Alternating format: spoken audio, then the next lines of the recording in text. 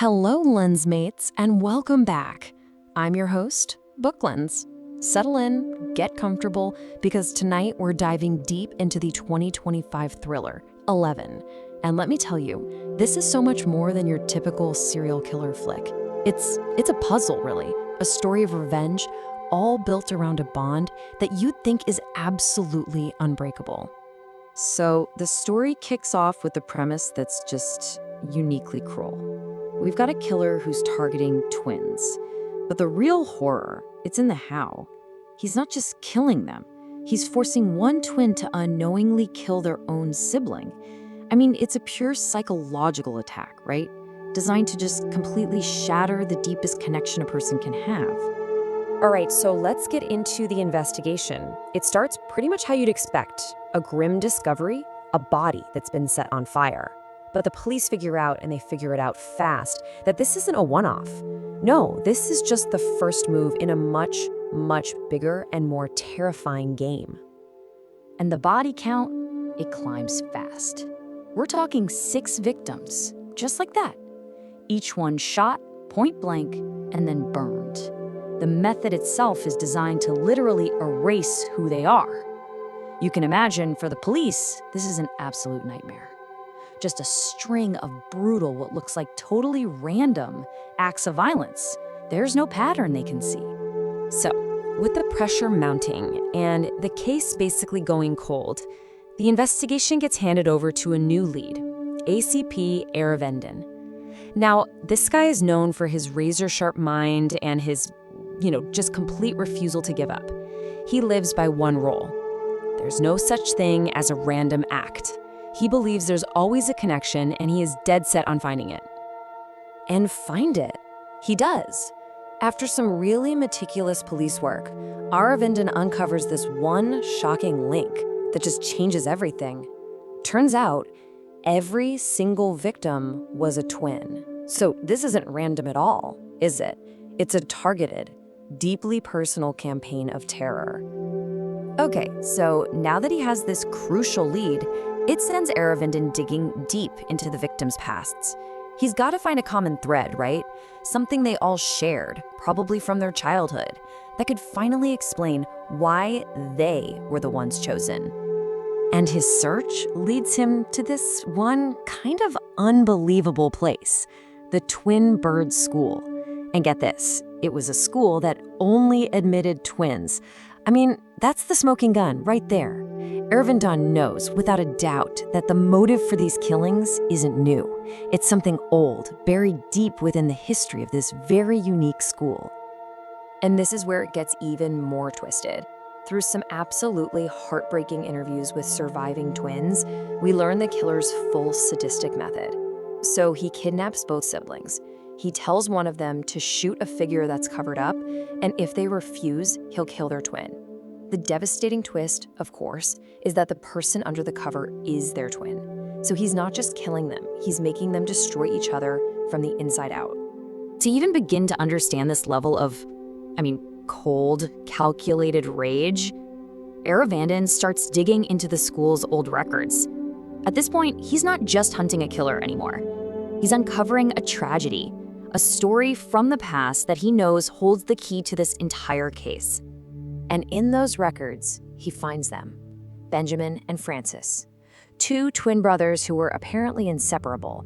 Benjamin was a chess prodigy, super smart, and Francis, his brother, had this terrible, debilitating fear of the dark. Well, one day, some classmates, as a cruel prank, locked Francis in a dark lab. This triggered a fatal epileptic seizure. After that, a completely shattered Benjamin was adopted and just vanished. Or so they thought, because he didn't just disappear, he began to plan. So as Aravendin is putting all these pieces of the past together, the present suddenly becomes terrifyingly clear. And the real identity of the killer? Well, it's the film's big masterstroke. It's a reveal that has literally been hiding in plain sight the entire time. So think about it.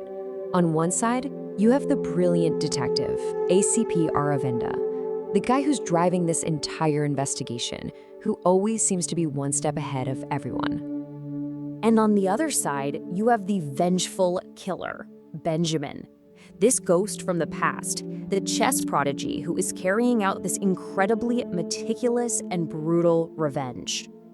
Well, here's the shocking truth. Aravindan is Benjamin. They're the same person. The hunter has been the hunted this whole time. He didn't just become a cop. He climbed the ranks, pursued this high-level career for one reason and one reason only: to get the power and access he needed to orchestrate his revenge from the inside, where no one would ever suspect him. You have to remember, he was a chess prodigy as a kid, and just like in chess, his plan had layers upon layers. So when he's finally caught, that's not him failing. Oh no, it's just the next move in his deadly endgame. His plan was honestly nothing short of genius. He intentionally leaves a clue, his lair, for the police to find. He wants to be arrested. Now, you might ask, why would a master planner make such a simple slip-up? Well, he didn't. It turns out his final target was already locked up in that same prison. He needed to get caught to put the last piece on the board and checkmate. And once he's inside, he kills his final target. With that, his mission is complete. His revenge is done. And Benjamin takes his own life. His life's purpose is fulfilled. But there's one final, really poignant act. He donates his heart to a fellow officer, and his last wish is simple: to be buried right next to his beloved brother, Francis. And that really brings us to the film's central, kind of unsettling question, doesn't it? Benjamin's story is this incredibly dark tale of retribution. It really forces you to ask, where exactly is the line between justice and pure vengeance? So let's take a look at how the film was actually received by critics and audiences. From a numbers perspective, the film was a definite success. It was made on a pretty modest budget, about 4 crore rupees, but it pulled in almost 7 crore at the box office, so a solid hit. And audiences seem to really like it too, giving it a strong 7.9 out of 10 on IMDb. The critics, though, they were a bit more divided. Some felt the first half, the police procedural part, was kind of predictable.